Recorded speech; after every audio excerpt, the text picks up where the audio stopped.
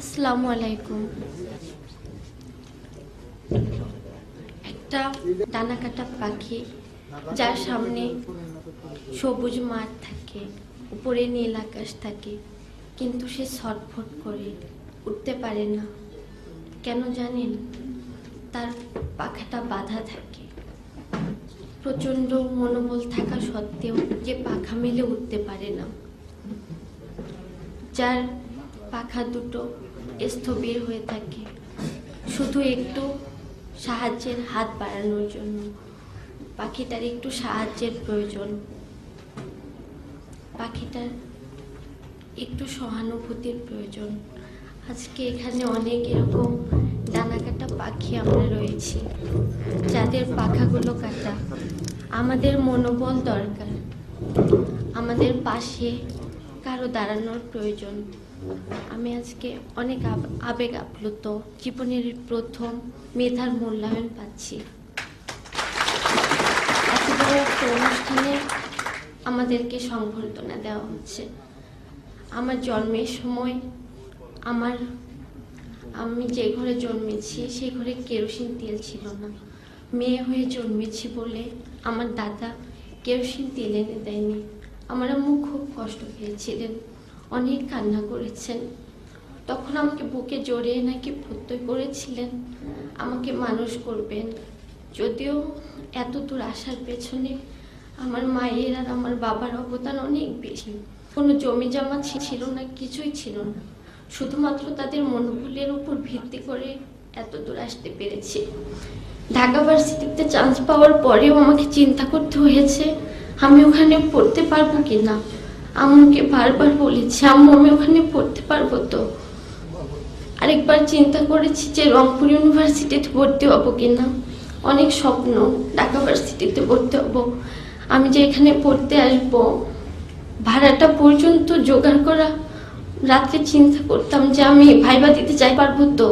একটা জিনিস আপনারা চিন্তা করতে পারেন স্যার, একটা স্টুডেন্ট যে গোল্ডেন প্লাস পেয়েছে, আরেকটি স্টুডেন্টও গোল্ডেন প্লাস পেয়েছে। একজনের টেবিলে তার মা দুধের গ্লাস হাতে নিয়ে দাঁড়িয়ে থাকে, আর আরেকজনকে টেবিলে বসে চিন্তা করতে হয় সে পরদিন সকালে কি খাবে, কি খেয়ে সে কলেজে যাবে, কি খেয়ে সে স্কুলে। একটা বাচ্চা আমি ঢাকায় এসে দেখেছি আমার এক আত্মীয়র বাসায়, তার মা তার পিছনে সারাদিন খাবারের বাটি নিয়ে দৌড়াদৌড়ি করে। আর আমার পাশের বাড়ি আমি দেখেছি, আমি লালমনিরহাট জেলা থেকে এসেছি, যেখানে 5 ডিগ্রি 6 ডিগ্রি সেলসিয়াস থাকে। আপনারা যদি কখনো শীতের দিন সেখানে যান, দেখতে পাবেন কত প্রখর শীত, সেখানে কত প্রচণ্ড শীত। এই শীতের দিন সেই বাচ্চাটা আগের দিনে ঠান্ডা ভাত মরিচ দিয়ে একটা 1.5 বছরই বাচ্চাকে তার মা খাওয়াচ্ছে। চিন্তা করতে পারেন স্যার। আর আরেকটা বাচ্চা যে খাবে না হরলিক্স, নুডলস, মিষ্টি, তার পিছনে পিছনে নিয়ে ঘোরা হচ্ছে, সে খাবে না, তাকে জোর করে খাওয়ানো হচ্ছে। এই যে বৈষম্য, এই যে গোল্ডেন প্লাস, কিভাবে মূল্যায়ন করবেন আপনারা?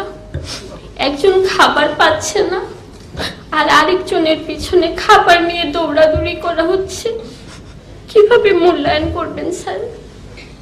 এই যে সার্টিফিকেট, আমরা যে এত দূর আসতে পেরেছি, কিভাবে আসছি, কারা আমাদেরকে সাপোর্ট দিচ্ছে?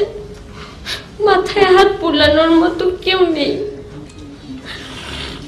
আজকে আমি আপনাদের অনেক মূল্যবান সময় নষ্ট করে কিছু কথা বলছি।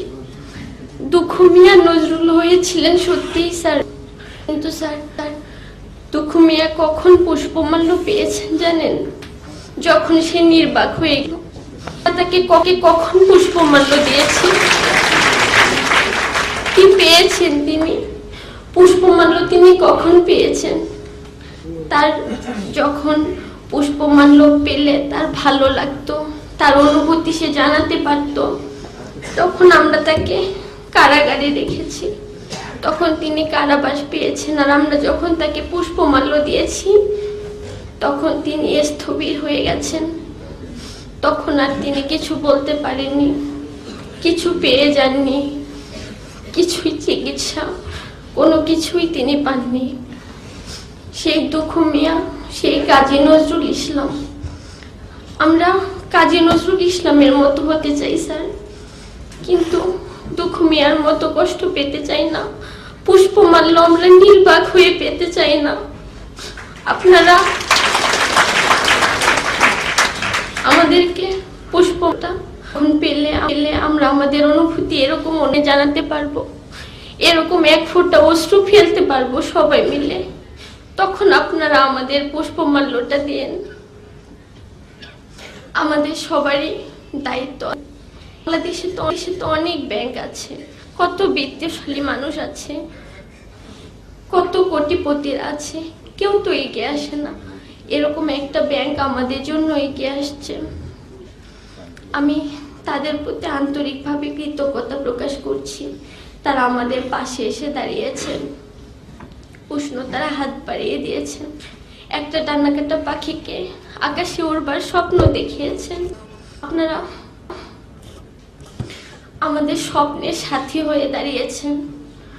আজকে যদি এখানে এই অনুষ্ঠানটা কোনো সংবাদ মাধ্যমে প্রচারিত হয়, আমি বলতে চাইব, সমাজের বিত্তশালী মানুষ আপনারা একটু এগিয়ে আসবেন। আপনাদের বাচ্চার এত বহুমূল্য খেলনা কিনে না দিয়ে একটা ছোট্ট বাচ্চার এক বেলার অন্য সংস্থান হতে পারে, এটা একটু চিন্তা করবেন। আমরা যখন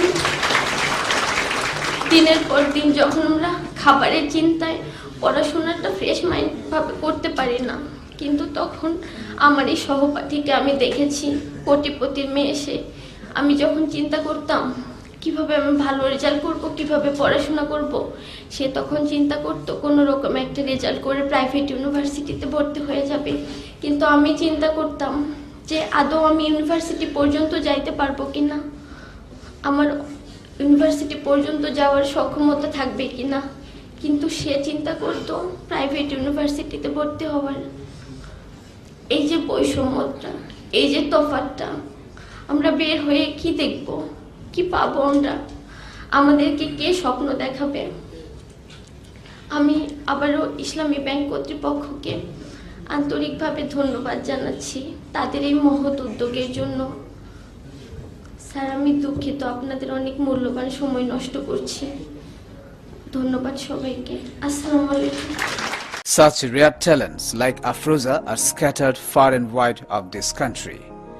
If we can extend a helping hand to them, of course they will contribute to the development of the country as well as to the Muslim Ummah.